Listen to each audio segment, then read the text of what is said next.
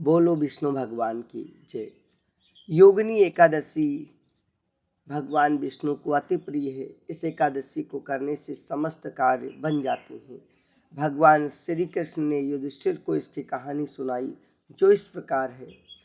पौराणिक कथा के अनुसार स्वर्ग धाम की अलकापुरी नामक नगरी में कुबेर नाम का राजा राज्य करता था। वह भगवान शिव का परम भक्त था और प्रतिदिन भोलेनाथ की पूजा करता। हेमा नाम का माली पूजा के लिए राजा को फूल लाया करता। हेमा की बिलच्छा नामक एक सुंदर स्त्री थी। एक दिन वह सरोवर से पुष्प तोड़कर ले आया, लेकिन कामासक्त होने के कारण वह अपनी स्त्री के साथ हास्य विनोद तथा रमण करने लगा।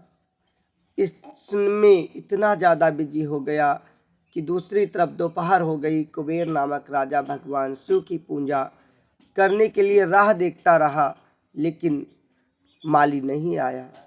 अंत में राजा कुबेर ने सेवकों को आज्ञा दी कि तुम लोग जाकर माली के ना आने का कारण पता करो।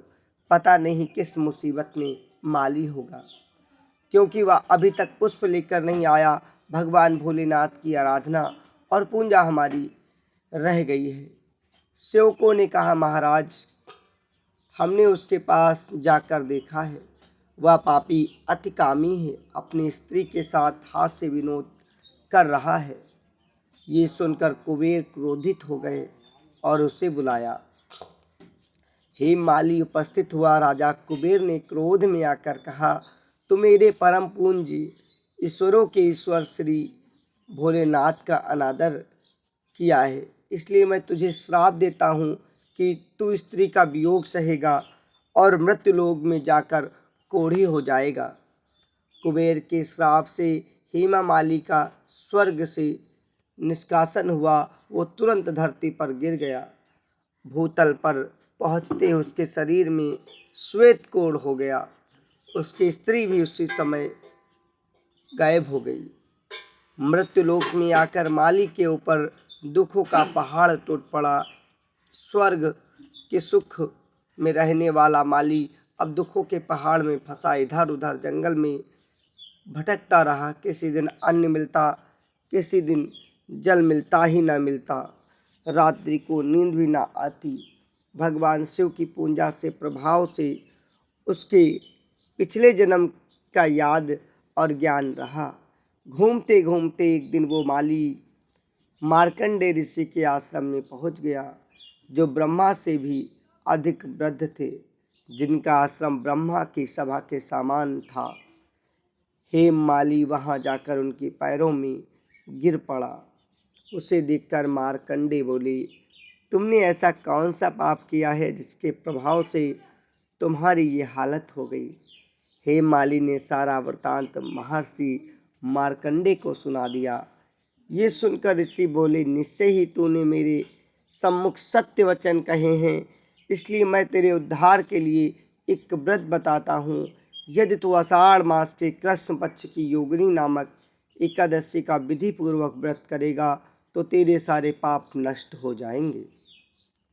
ये सुनकर हेम माली ने अत्यंत प्रसन्न होकर मुनि को साष्टांग प्रणाम किया। मुनि ने उसे स्नेह के साथ उठाया।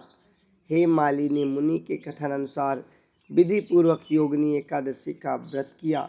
इस व्रत के प्रभाव से अपने पुराने स्वरूप में आकर वह अपनी स्त्री के साथ रहने लगा। सुखपूर्वक सुख भोगा और मृतलोक से वापस उसे स्वर्गलोक प्राप्त हुआ।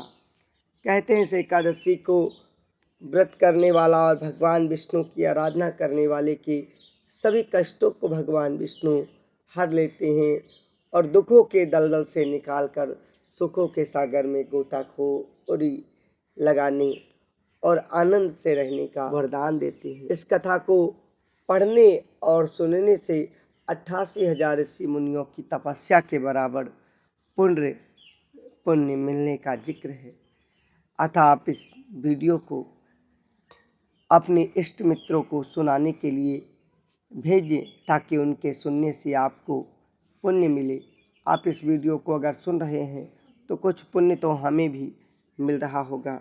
ऐसी ही पौराणिक भक्तिमय कहानी के लिए चैनल को लाइक शेयर सब्सक्राइब अवश्य करें। जय विष्णु श्री विष्णु सुनिए विनय, सेवक की चितलाए, कि कुछ वर्णन करूं दीजिए ज्ञान बताए। जय आराध्य विष्णु।